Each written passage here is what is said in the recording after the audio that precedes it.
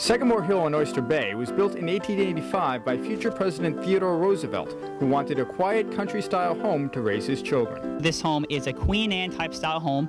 The characteristics you can see in the shingles of the home, and also the first floor being all brick, and the second and third floor actually being part of the wood. The house has 23 rooms and was surrounded by 95 acres of land. Roosevelt believed in preserving and embracing nature, so he wanted his children to grow up in a natural environment. He will have 6 children overall throughout his life, 4 boys and 2 girls, and many of them, again, would use the grounds as a type of playground to really experience things. One of the most unique things about Sagamore Hill is that it was also known as the Summer White House, because during his presidency, Theodore Roosevelt spent a lot of time here and made a lot of important decisions in the house. He would get foreign dignitaries here, which were ambassadors from all over the world.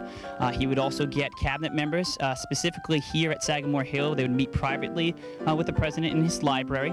This is also where Theodore Roosevelt will look over presidential decrees and even draft a treaty that helps end a war between Russia and Japan here at Sagamore Hill. Because President Roosevelt spent his summers away from Washington, D.C., he became one of the first presidents to have a telephone installed in his home. He has 2 telephones in the house, one in the pantry and one in his library, so he can be really on call at all times whenever Washington wants to call. Sagamore Hill became a private museum shortly after the death of Roosevelt's widow in 1948. In 1963, it was designated a National Historical Landmark.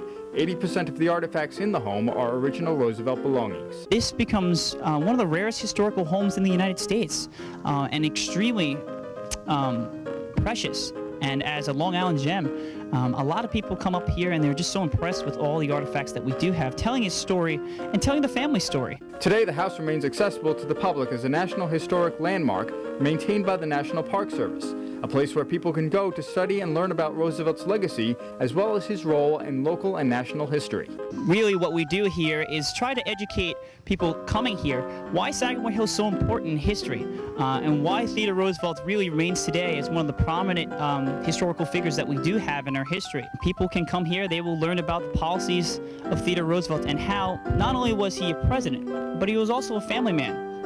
He was a Long Islander. He was also a New Yorker. He had an array of jobs that really enlighten us today for the future. In Oyster Bay, Collora, LI News Tonight.